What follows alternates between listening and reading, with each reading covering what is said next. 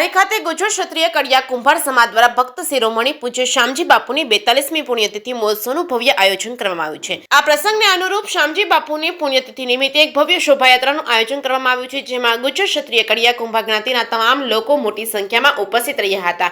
આ શોભાયાત્રા શહેરના વિવિધ રાજમાર્ગો પર ફરી હતી, ત્યારબાદ ધારી સ્ટેશન પ્લોટ ખાતે આવી શામવાડી ખાતે ગુજર ક્ષત્રિય કુંભારના નામાંકિત કલાકારોનું પણ સન્માન કરવામાં આવ્યું હતું, તેમજ બહારથી પણ ગુજર ક્ષત્રિય કડિયા કુંભાર જ્ઞાતિના પ્રમુખો ઉપપ્રમુખો સહિતના લોકોએ આ કાર્યક્રમમાં હાજરી આપી હતી। કાર્યક્રમમાં ભોજનની પણ વ્યવસ્થા રાખવામાં આવી છે।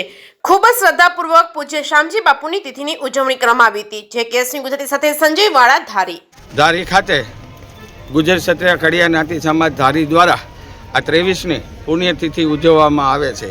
આ પુણ્યતિથિના દાતા શ્રી નટુભાઈ નાથાભાઈ કાચા છે।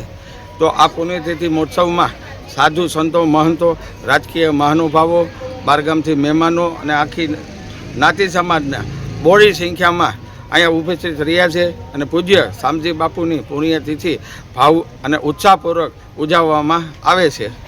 શું આયોજન કરવામાં આવ્યું છે? આયોજનની અંદર અમારે શોભાયાત્રા છે, શોભાયાત્રા પછી ધર્મસભા છે, ધર્મસભા પૂરી થયા બાદ બધાય પ્રસાદ લઈ અને પછી બધાય